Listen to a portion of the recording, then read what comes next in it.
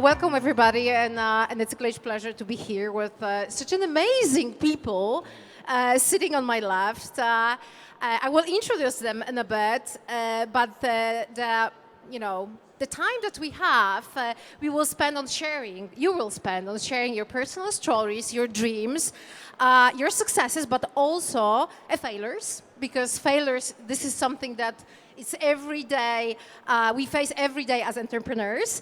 And I hope this conversation will be lively, will be fun, but first and foremost, it will be very honest and genuine.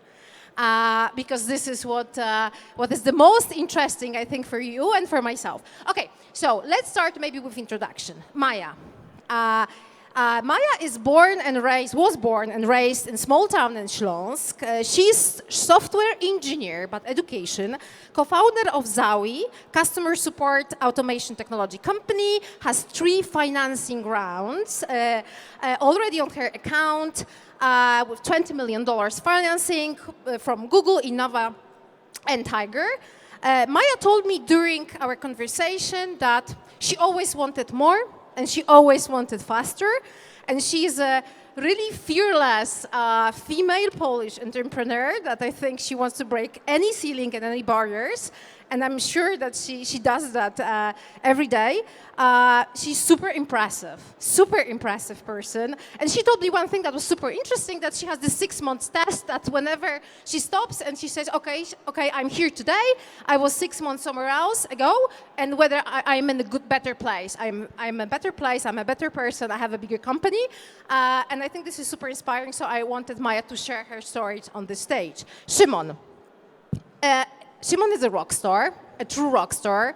Szymon, for 12 years, was a frontman of a rock band, Blenders. Amazing show business career, 700 live shows, 4 music albums, and now a successful founder of one of the biggest and most successful Polish company in premium bikes. Probably the largest exporter of premium bikes in Poland. And Szymon is an entrepreneur born out of passion, of love, and at the same time, super humble person. So I think his entrepreneurial story is full of love, and it'll be great to hear it on stage. We have Wojtek. Wojtek is born entrepreneur, co-founder of Packhelp. I'm sure lots of people on this stage know Packhelp. His dream was always big. Have global company, have global impact. He started his first company when he was a teenager. Obviously, he is a software engineer by education. And one inspiring story I hope he will share is that he got an advice that when you fail, sometimes you need to do a side step, not necessarily a step back, but a step a bit on the side, and then reinvigorate and reinvent yourself, and this is part of his entrepreneurial story. And we have Martin. Martin is co-founder of and CEO of Silent 8, AI solution dedicated to combating financing of terrorism.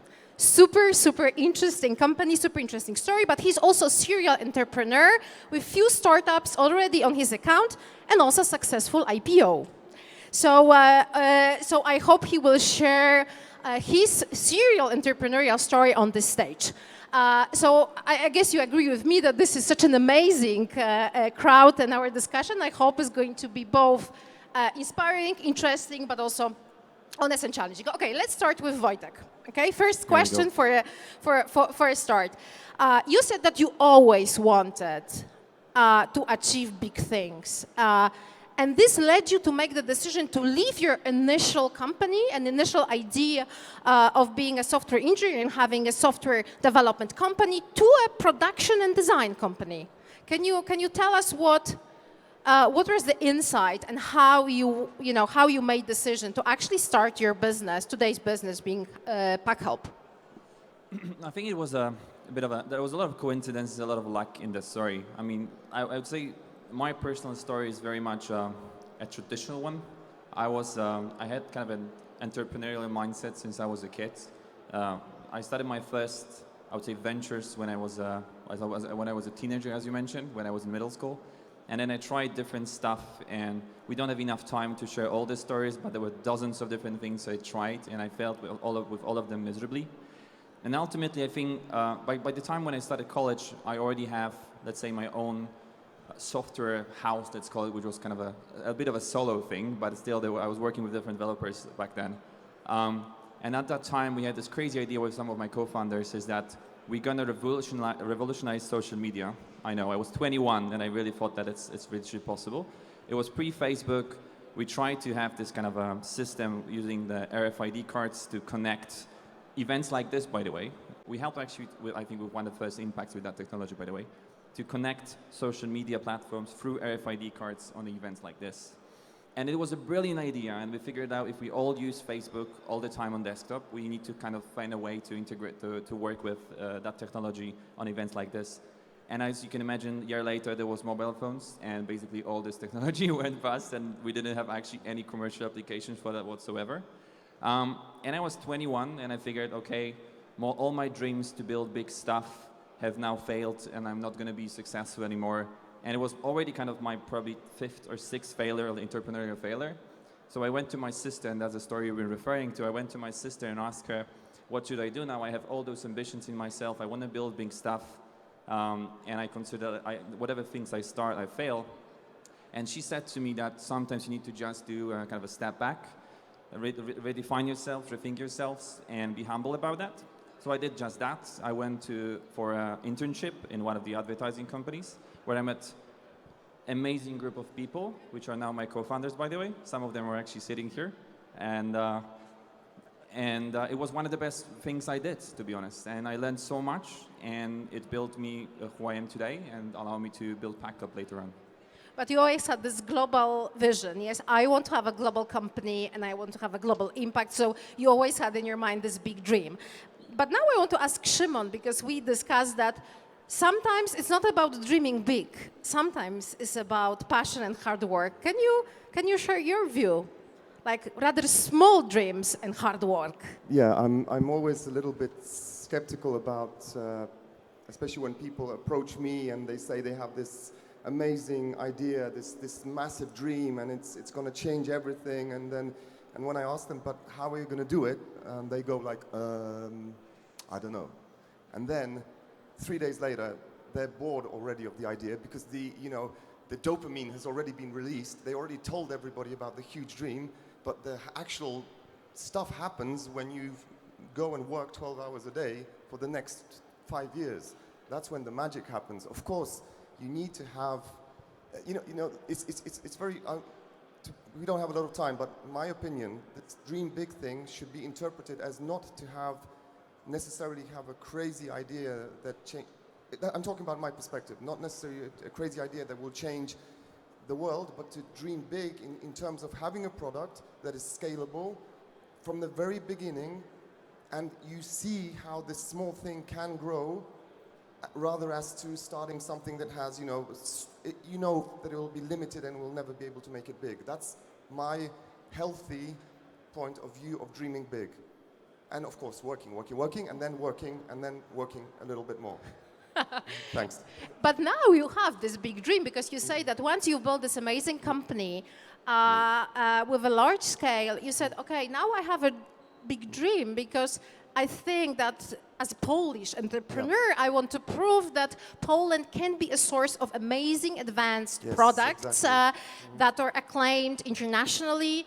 And this is what you want as your own impact. Yes, this was... sorry. Go on. This was actually inspired by... I didn't really realize that it was, that this was actually happening, but there was one time when I was invited to one of the most important guys in the press, in the bicycle industry press, like the Pope of bicycles. So whatever he says is good or not. And I waited a long time for a meeting at a very long table. And then when I finally got to talk to him, he said, he has only one question: how is it possible that the most beautiful bikes in the world come from a country like Poland? And I was like, of course, he later explained a little bit more that Poland has no tradition in consumer products. Poland has no tradition in design, and half true. We don't really have time to go into this deeply, but we know the story, why this is perceived as it is. And that's my dream, let's say not dream, but mission, is to change this perception of Polish products. If I can just jump in, because we had a great conversation yesterday about that, and I think I meet a lot of entrepreneurs myself that share the same vision, and Poland is somewhere on the spotlight, meaning that we're trying to put kind of not necessarily our names there, but Poland as a name out there. And I think we had a great experience. 90% of our sales are coming outside of Poland, and it's a bit of a shame that very often we have to hide that we have a Polish background. And I think this is something that we need to strongly as founders fight against and show that Poland is a great place to build great products. And we had a great conversation about that yesterday. And True. In my case, 100% of my sales comes outside of Poland. So it's not even 90. We don't have a single customer in Poland. And I think that this notion about being Pole and having global impact is something that is super important, and there's lots of discussion in Polish entrepreneurs ecosystem about that. But Maja, when we discussed, you said that you feel being a part of first generation of Polish entrepreneurs that actually can relatively easily quote unquote to make a global impact, yes, and then that you had always global mindset, and what is just needed is courage. It's courage and to be bold. Can you tell us how courage is important in driving your business? Yeah, absolutely. Like, look what we're talking about here. Like, we all want to prove something, right? That we can build out of Poland a global business in our category. So I think this is super important to have courage to do it.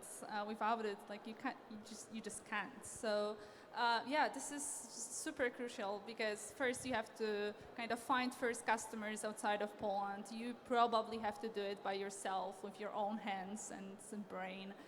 Then you have to start hiring outside of Poland, and you've never done that. So that's also like the first generation of founders that do that.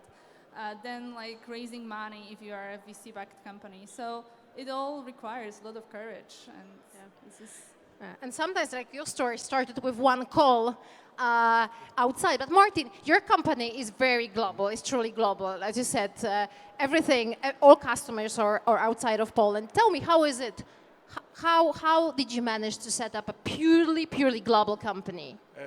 We asked ourselves when we were starting Silent 8, and we wanted to do this like a generative AI stuff, which is now very, like we all know about it, but like a few years ago, no one heard about things like this. We wanted to use this technology to help financial institutions fight crime, like terrorism, money laundering, and stuff like that.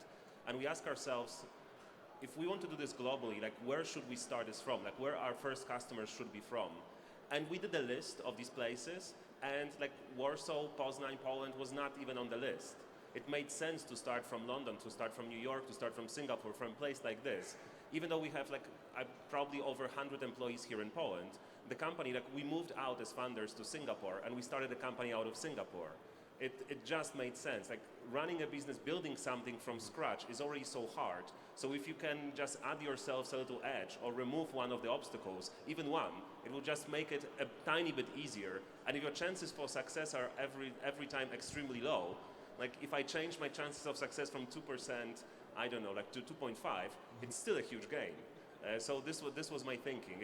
It was comfortable to stay here. It was comfortable to sit in my home, to just like, start calling Packhelp or Alior or someone like this and try to get them interested in a technology like this.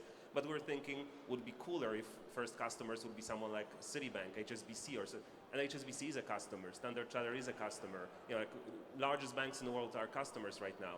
So it worked out. And I would not be as happy if we would be in an opposite situation, having all banks in Poland as customers and none of those global players. Because in my view, changing how the world operates, like we have to start this from the top. Like in our case, we have to make the biggest players start doing things differently, and then the smaller regional players can just say like, oh, so now this is done this way, this is the optimal way, let me do my own version of that. So we just pushed from the start, thinking nothing against Poland, but we're just looking at, in our business case, Poland just didn't make sense.